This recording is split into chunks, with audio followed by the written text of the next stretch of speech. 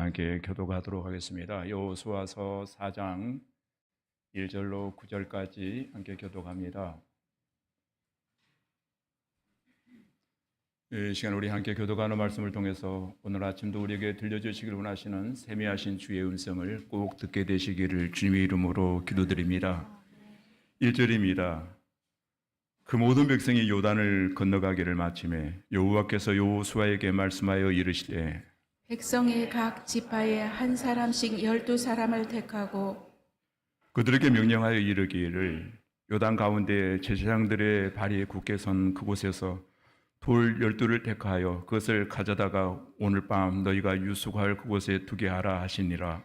여호수아가 이스라엘 자손 중에서 각 지파에 한 사람씩 준비한 그 12사람을 불러 그들에게 이르되 요단 가운데로 들어가 너희 하나님 여호와의 궤 앞에로 가서 이스라엘 자손들의 지파 수대로 각기 돌 한 개씩 가져다가 어깨에 매라.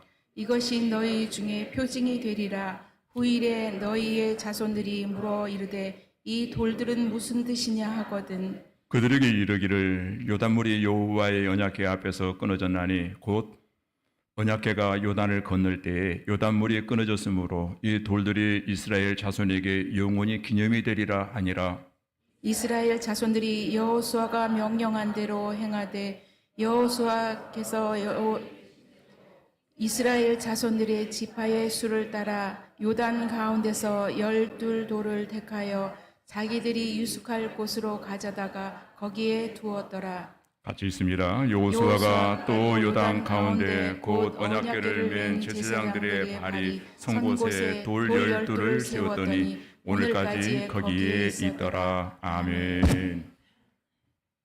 이 시간에는 우리 다 같이 기도드리겠습니다.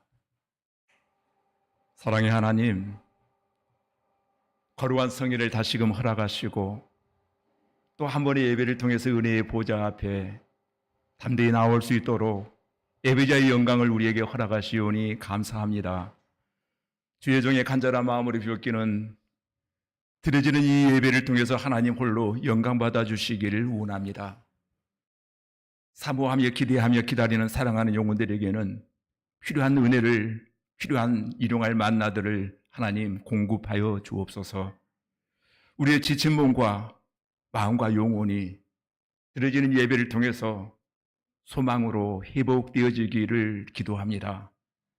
삶의 근심, 걱정으로 기쁨과 감사를 잃어버린 이들을 하나님 붙잡아 주시기를 원합니다. 그래야 소망의 하나님을 의지하게 하시고 주어진 우리의 남은 나날들이 아직도 가야 될 그 길들을 승리하며 기쁨으로 감사하며 걷게 하여 주시옵소서. 지난 주간에도 하나님 뜻대로 살지 못했음을 이 시간 고백합니다. 용서하여 주옵소서. 고쳐주시고 회복시켜 주시고 온전케 하여 주시기를 기도합니다. 오늘 거룩한 성일 함께 예배하지 못하고 객지 애국 군대에 흩어져 있는 사랑하는 교우들, 또 병상에서 하나님 여호와 라파 치료의 손길을 기다리는 한우들, 또 영상과 음성으로 함께 예배하는 모든 이들 하나님 평안케 하여 주시기를 구합니다. 이제 여기에 부족한 종이 하나님의 말씀을 강론하려고 합니다.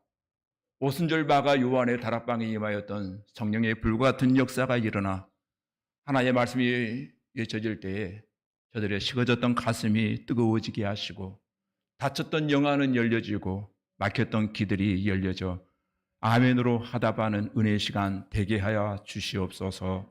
예수님 이름으로 기도하옵나이다. 아멘. 할렐루야. 오늘도 예배하시는 여러분 모두에게 하나님 예비하신 은혜와 평강이 여러분 삶 가운데 넘쳐나기를 주님의 이름으로 기도드립니다. 계절의 여왕이라 이름하는 5월의 멋진 날들이 이제 다 지나가고 있습니다. 며칠 남지 아니한 5월을 여러분 잘 보내시고 기쁨과 소망 가운데 6월을 기대하며 맞이할 수 있게 되어지기를 주님의 이름으로 기도드립니다. 우리가 살고 있는 지금 이 시대에는 신앙교육이나 또는 학교 교육이라고 하는 측면에서 이 모든 것들을 바라보았을 때 그 어떤 시대보다도 양극화 현상이 일어나고 있다는 생각이 듭니다. 영적인 가난과 어떤 지적 결핍이 대물림되어질 위기에 우리가 처해져 있다는 것입니다. 대부분의 부모들은 자녀들에게 어떻게 신앙 교육을 대물림해 줘야 될지 잘 모릅니다. 예수는 믿고 있지만 그런 기대와 소망은 가지고 있지만은 자녀들에게 이 신앙의 유산을 어떻게 물려줄 것인가? 여기에 대한 상당한 고민들을 우리가 가지고 있습니다. 전 세계에서 자녀 교육률이 가장 높은 민족이 우리나라입니다. 얼마 전 뉴욕타임즈에 부모가 굶더라도 자식 교육시키는 나라 한국이라는 주제로 기사가 실렸던 적이 있습니다.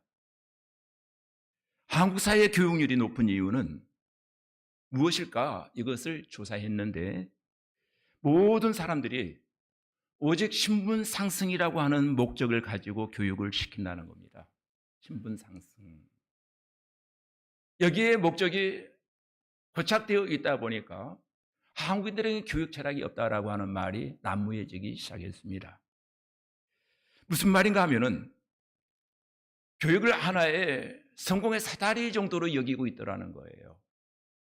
정부 통계에 의하면은 가난과 질병과 무지를 세습하지 않기 위해서 할 수 있는 국가가 할 수 있는 최고의 방법은 교육밖에 없다.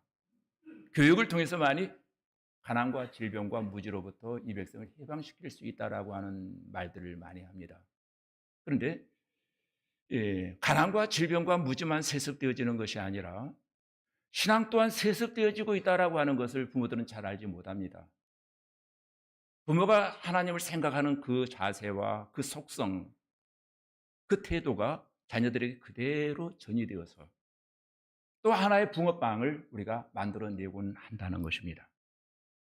그러나 이 유대인들의 자녀 교육을 보면은 신앙과 교육이 이분화되어 있지 않다는 거예요. 신앙과 교육이 하나입니다. 교육과 삶이 절대로 그들은 나누어지지 않습니다. 유대인의 교육은 한마디로 삶으로 가르치는 교육, 신앙생활을 통해서 가르치는 교육이 유대인의 교육입니다.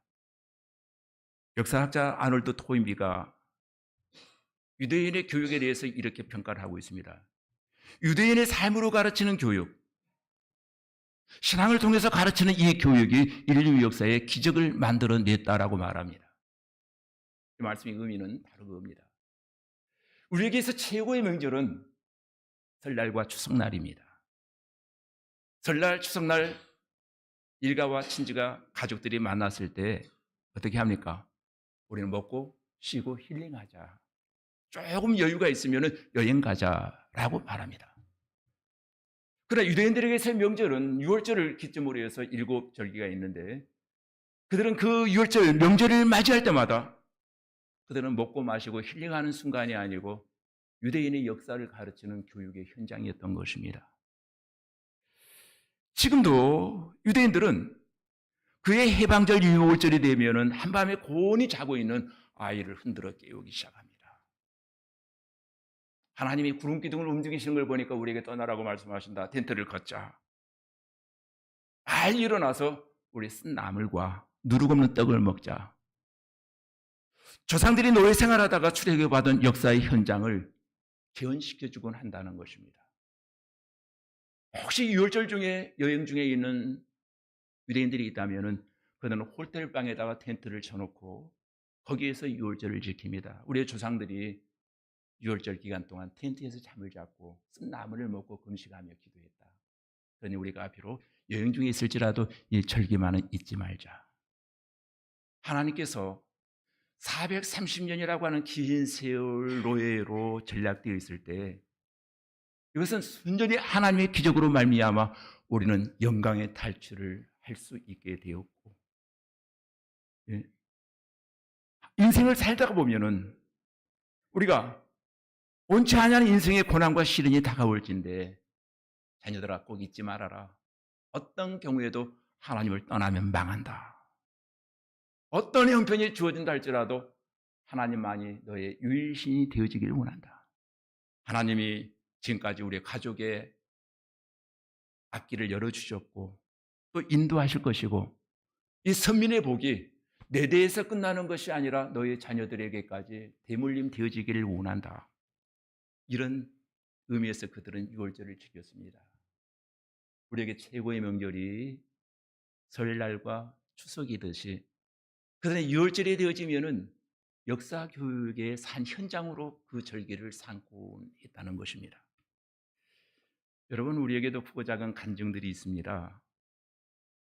우리의 삶 전체가 하나님의 은혜 없이는 영이 되지 않기 때문입니다.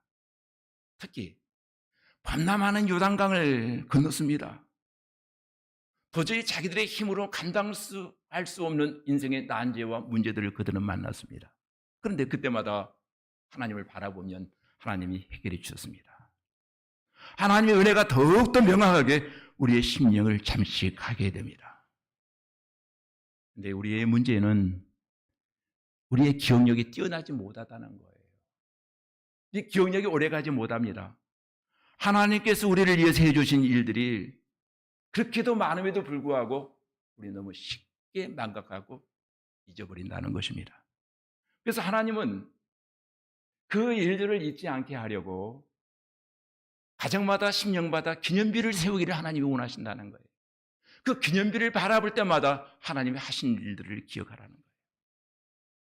이스라엘 백성들이 쌓았던 그 기념비에는 여러 가지 기능을 합니다. 그것을 바라볼 때마다 세상에 잡다한 많은 신들이 있지만 나의 참신은 하나님 한 분뿐이다.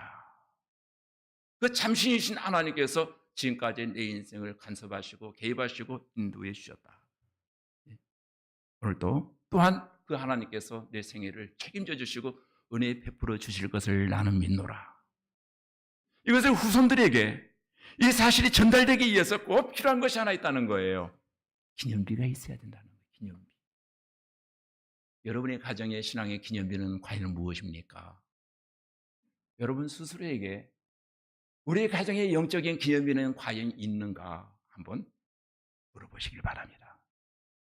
가장 바람직한 신앙은 우리의 삶 속에서 우리의 마음 속에서 하나님을 단 한순간도 놓치지 않기를 하나님이 원하신다는 거예요.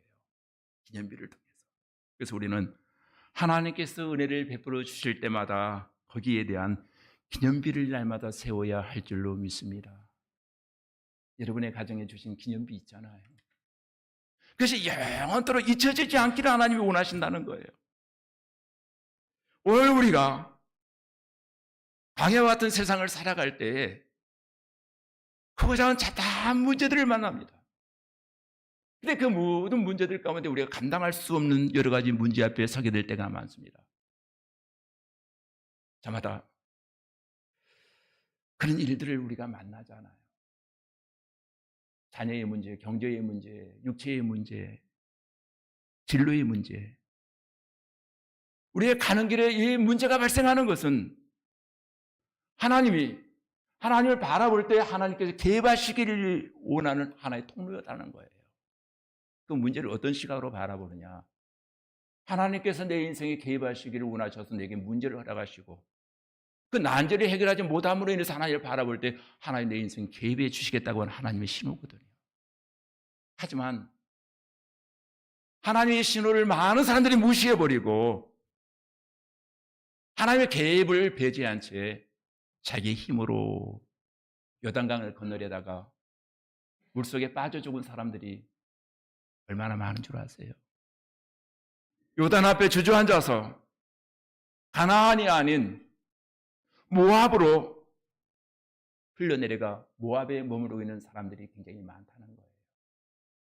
요단강에 빠져 죽은 사람들, 가나안 목전에서 모압에 주저앉아 엉거주춤한 사람들. 그러니 그 신앙생활은 기념탑이라고 하는 게 없다는 거예요. 기념탑을 쌓기 위해서 하나님께서 우리의 인생에 들어오시게 해야 되는데 하나님의 내 인생을 간섭하지 않았기에 자랑할 만한 영적인 기념비가 내 삶 가운데는 없는 겁니다.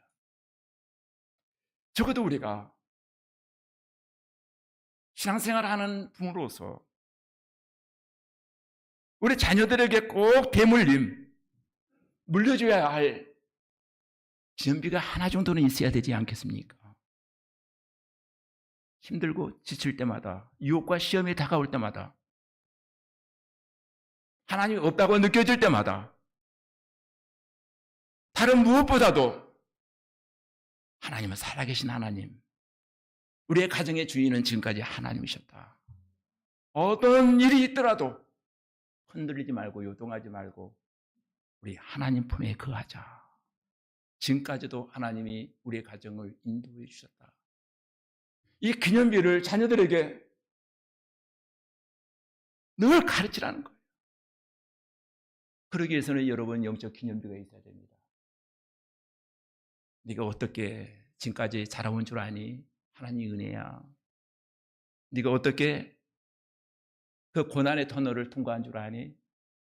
네가 어떻게 지금까지 학문을 연마하고 졸업할 수 있게 되어진 줄 아니? 이 영적인 기념비. 많은 사람들이 십자가를 걸어놓습니다. 십자가를 걸어놓는 이유가 뭘까요? 혹시 그 십자가와 성경을 가져가고 있으면 애군이 물러가길 원하는 마음으로 그 십자가를 걸어두고 성경책을 비치해 둔다면 그것은 우상숭배입니다. 십자가는 목에 달고 다니는 장신구가 아니잖아요. 십자가의 심볼이 뭡니까? 하나님 사랑의 확증이잖아요. 하나님이 이만큼 나를 사랑하신다. 십자가에서 자기의 몸을 피 흘려 죽이기까지 하시면서 나를 사랑하시는, 사랑받는 존재가 바로 나야. 십자가의 심볼은 하나의 장식이 아니라는 거예요. 그 십자가가 내 인생의 하나의 기념비가 되어서 내 신앙이 식어져 갈 때마다 그 십자가를 바라보며 새 힘을 얻고 기도가 다시 회복되어져 가고 분주한 삶의 현장에서 주님이 잠깐 망각되어져 있었을지라도 그 십자가를 바라보는 순간 우리 하나님의 사랑이 기억되어져 가고 그 십자가를 바라봄으로 말미암아 다시금 내 영육이 소성하고 새 힘을 얻는 그런 기념비가 바로 십자가 아닙니까?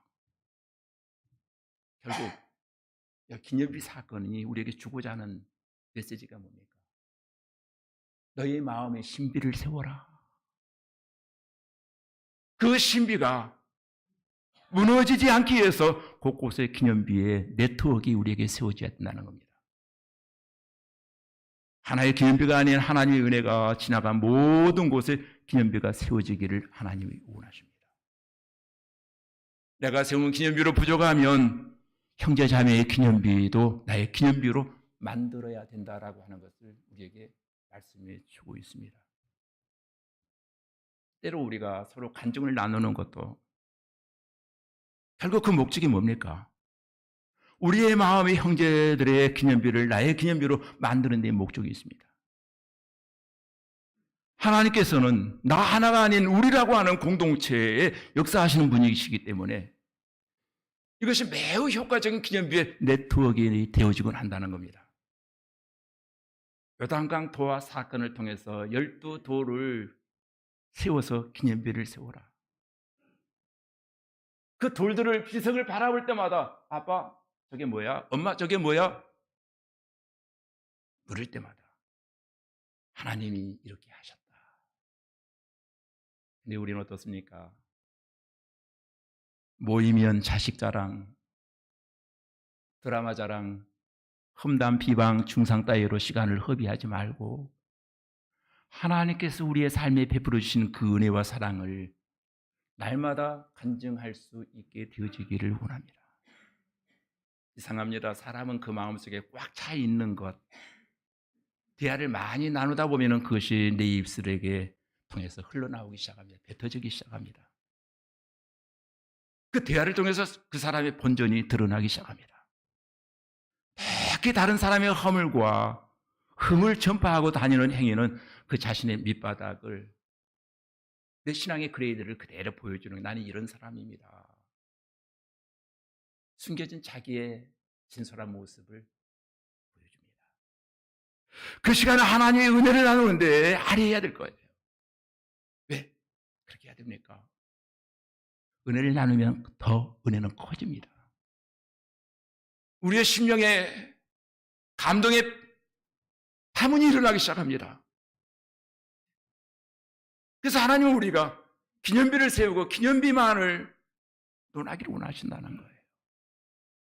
사랑하는 성도 여러분, 여러분의 가정 가문이 하나님이 알지 못하던 때에 하나님께서 여러분의 가정에 어떻게 찾아오셨는지, 어떻게 해서 지금 이 가정을 이루어 가게 되는지, 구원의 기념비들이 있잖아요. 이것들을 기억하라는 거예요. 여러분의 가정의 인생을 살다가 원치 않냐는 고난과 시련이 찾아오고 어려움과 문제에 부딪혔을 때 하나님께서 우리의 가정에 어떻게 역사하셨는지 그 신앙의 흔적, 은혜의 흔적들을 간증할 수 있고 기념할 수 있게 되어지기를 하나님이 원하신다는 거예요. 아주 오래전 우리의 가정이 인생의 밑바닥을 기어다니던 때에 하나님께서 우리의 가정을 콜하셔서 부르셔서 하나님의 성민, 백성 삼으셔서 어렵고 힘들지만 신앙인으로서의 적어도 인격과 품위를 유지할 수 있도록 역사하신 그 하나님, 하나님이 우리의 가정을 이토록 영광스럽게 하셨다.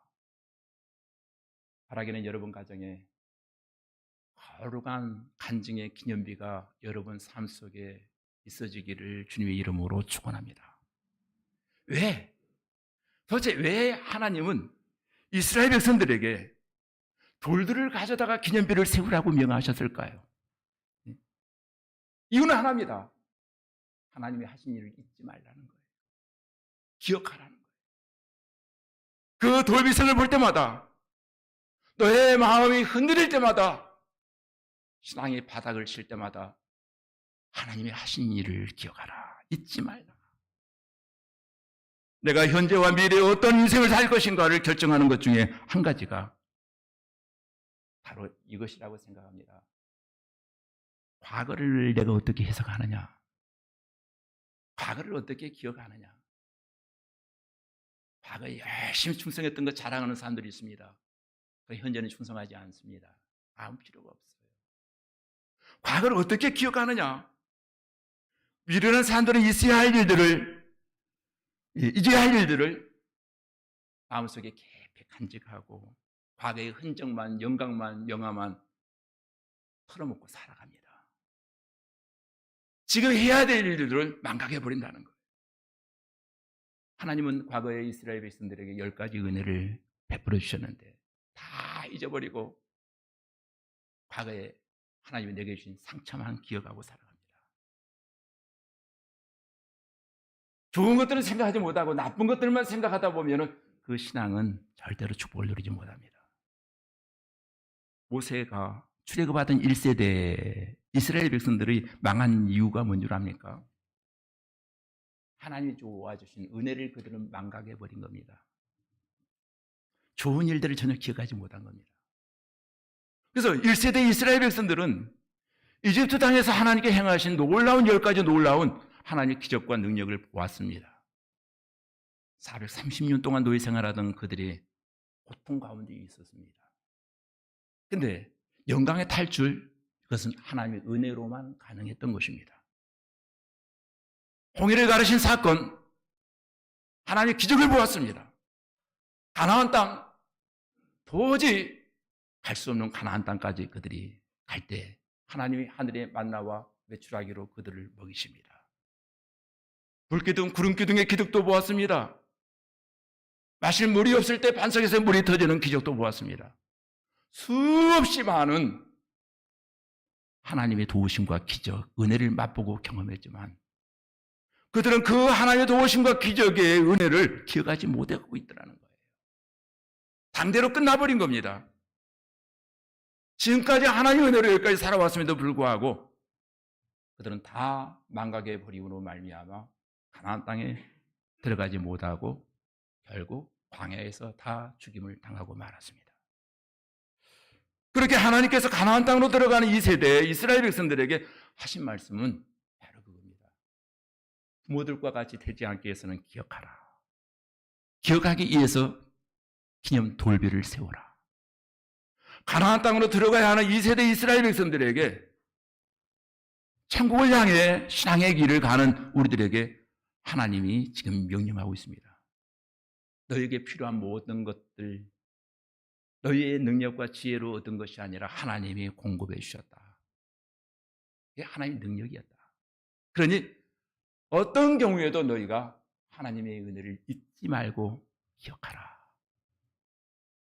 그래서 기념비를 세우라는 것입니다. 이 말에 내면의 메시지가 하나 있다면 흔들리지 않은 신앙, 문제 속에서 승리하는 신앙의 비결, 약속하신 가나안 땅을 차지하는 삶을 살려고 하면은 하나님께서 행하신 그 놀라운 일들을 영원토록 잊지 말고 기억하라는 것입니다. 그러기 위해서 너희 마음에 영적인 기념비가 있는가? 여러분, 우리가 지금까지 살아온 삶의 여정들을 한번 돌이켜보십시다. 신앙의 길을 걸어갈 수 있도록 시작하신 분이 하나님이시고 그 과정마다 역사하시고 인도하신 분이 하나님이시고 그 결과도 하나님이 해피엔딩으로 만들어 가실 것입니다. 얼마나 하나님께 우리의 삶 속에서 도와주시고 인도하시고 은혜를 주신 일들이 많습니까?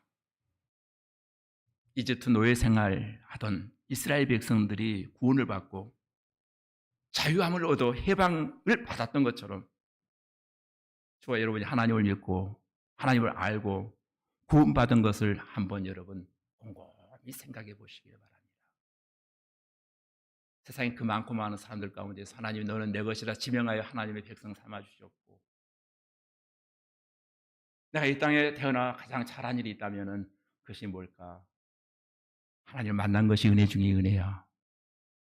나 같은 죄인이 교회에 나오게 되었고 그래서 십자가의 복음을 듣게 되었고 깨달아 믿음으로 구원받게 된 계기, 시기 이건 다 사람마다 다르지만 분명히 하나님의 은혜가 아니면 이것은 불가능하다는 사실입니다. 예수 믿는 것만이 아닌 우리의 삶을 돌이켜보면은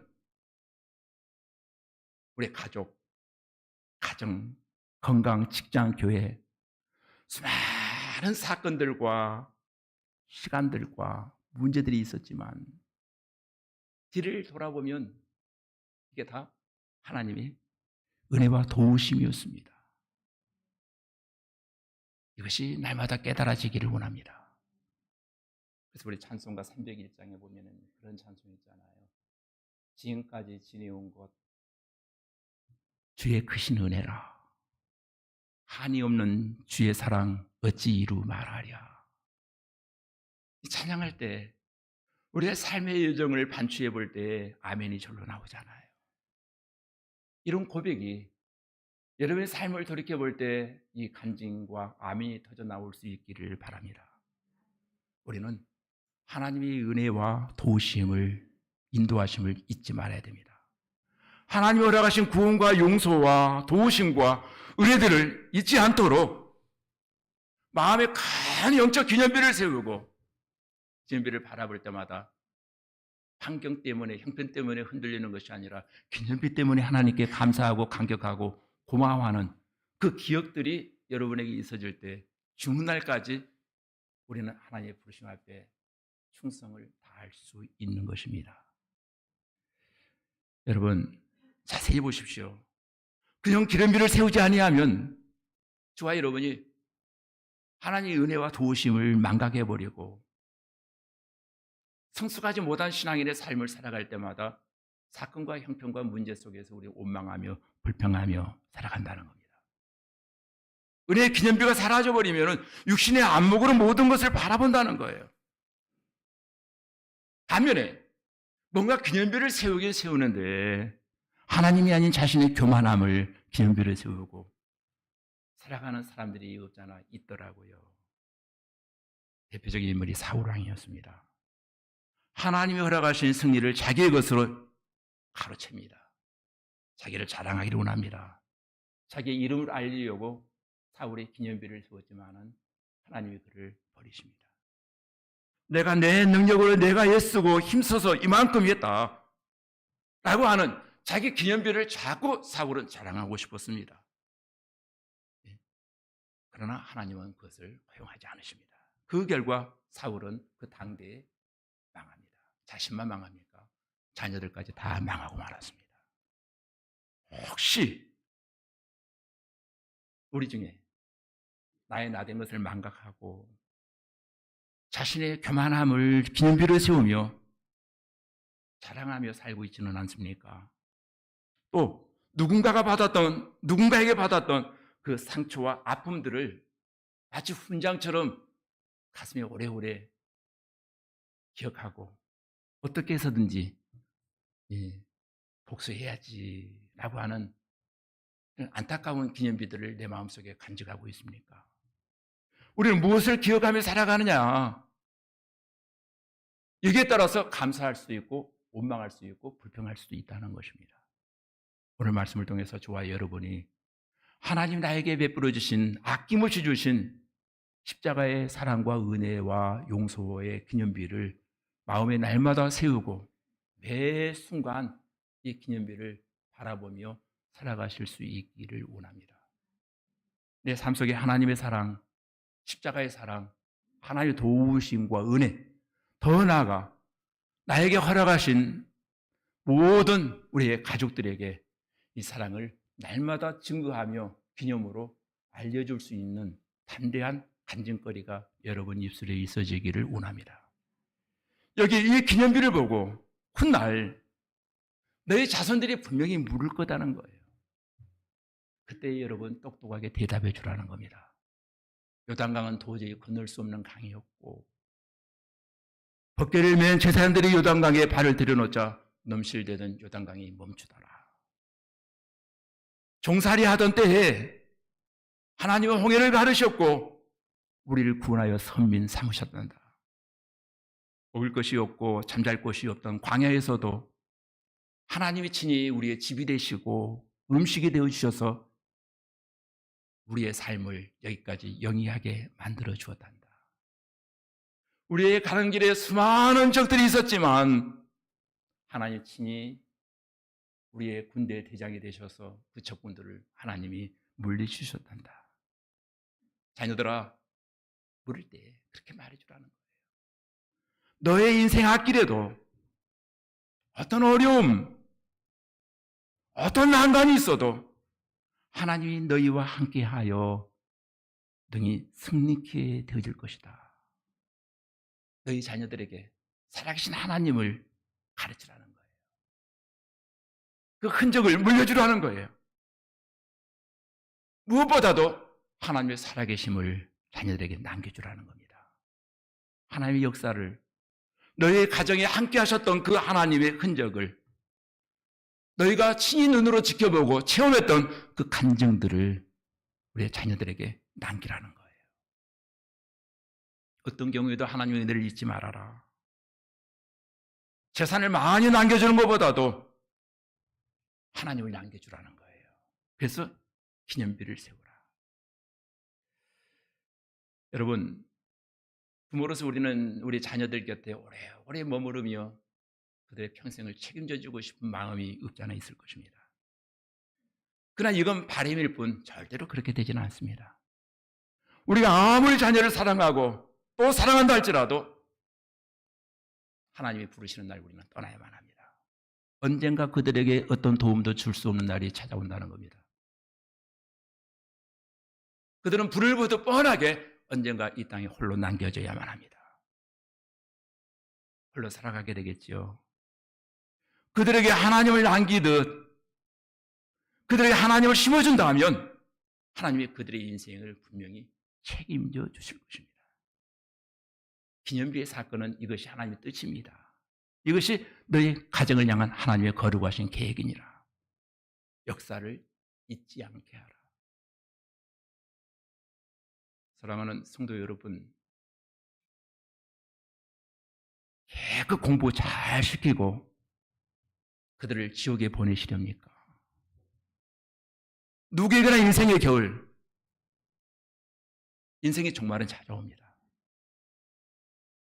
우리의 현실이 너무 엄중하고 삶이 점점 매서워져 가고 있습니다. 그런 자녀들을 언젠가는 인생의 혹독한 겨울이 그들에게도 찾아올 거예요. 또 다른 실패가 그들에게도 있을 수 있을 것입니다. 수없이 많은 날들을 그들은 살아야 됩니다. 그때 그들은 역사의 시련을 만날 수 있을 것입니다. 그때를 위해서 그들에게 남길 수 있는 것 하나가 있다면 그것이 바로 신앙의 기념비라는 거예요. 인생을 살다가 힘들고 어려울 때 신앙으로 돌아서면, 하나님을 바라보면 하나님이 너의 인생을 책임져 줄 거야.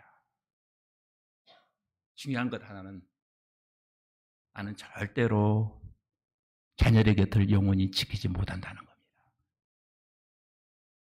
그러나 내가 남긴 신앙과 삶의 간증이, 그리고 살아계신 하나님이 또 그들을 나보다 더 선한 길로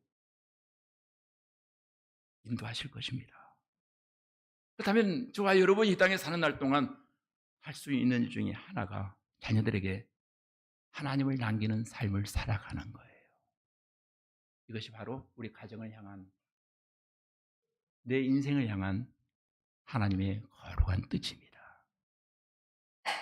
여러분 가정의 영적 기념비는 과연 있는지요? 기도하십시다. 하나님, 올 가정의 달을 맞아 마지막 주일 영적인 가정의 기념비를 세우라고 하는 주제로 하나님의 말씀을 나누었습니다. 멀지 않아 자녀들 곁을 떠나야만 하는 시대가 우리에게 다가올진데, 그때는 우리가 도와주고 싶어도 아무 도움이 될 수 없는 날이 찾아옵니다. 하나님, 내가 그들에게 남긴 신앙의 유산과 기념비, 말씀이 하나님이 또 그들과 함께하여 그들에게 주어진 인생을 승리하며 살게 하여 주옵소서. 이 시간 영적 기념비 우리 가정에 과연 있는가 생각해보는 귀한 시간 되게 하옵소서. 예수님 이름으로 기도하옵나이다. 아멘.